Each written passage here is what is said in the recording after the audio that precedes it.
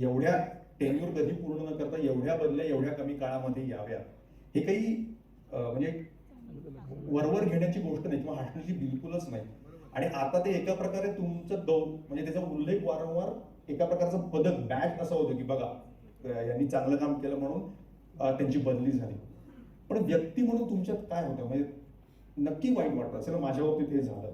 आता कौतुकाने आम्ही सगळे म्हणतोय ठीक आहे, पण व्यक्ती म्हणून मला जर असं काही झालं, मी करत होतो काहीतरी आणि मला जावं लागलं, हे वाईट वाटत असेलच नाही. तुम्ही कधीतरी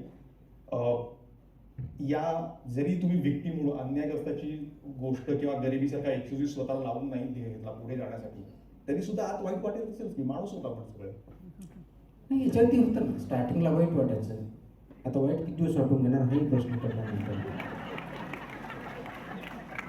पण वाईट वाटण्यापेक्षा त्रास जास्त व्हायचा ऑफकोर्स. पण मग मी प्रश्न विचारला स्वतःला.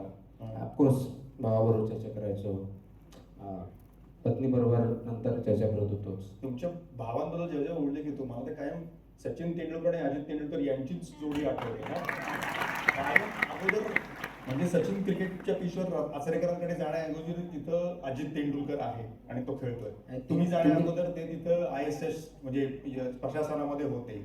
नंतर माझं काय चुकलं, तेंडुलकरनी शेवटची इनिंग झाल्यावर सुद्धा रिटायरच्या दिवशी मी संध्याकाळी फोन करून भावाला विचारलं की कसं मी खेळलो आजच्या दिवसभरात. तसं तुम्ही हे झाल्यानंतर भावांची डिस्कस करा. मला कायम ती जोडी आठवते. आय थिंक कम्पॅरिझन कुठेतरी चुकतंय.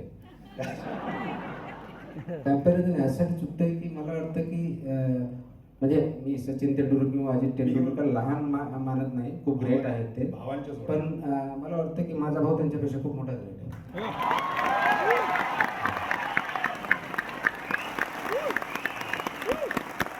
आणि ऑनेस्टली म्हणतोय, म्हणजे याच्यामध्ये डिसऑनेस्टी काहीच नाही. ते तुमच्या घराचं कारण सांगतो मी कशासाठी म्हणतोय.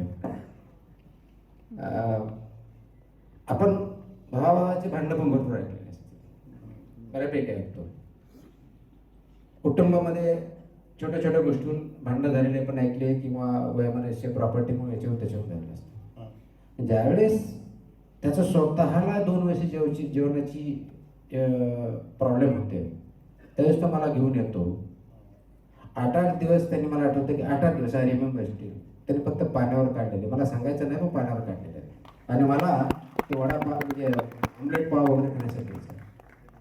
आणि आजही तीच परिस्थिती. आजही म्हणजे पेपरमधून काही वाटलं, व्हॉट्सअपमध्ये गेलं, सर्वात पहिला कॉल जर येत असेल तर त्याचा येतो की नेमकं काय होतं काय झालं तो समजून घेतो.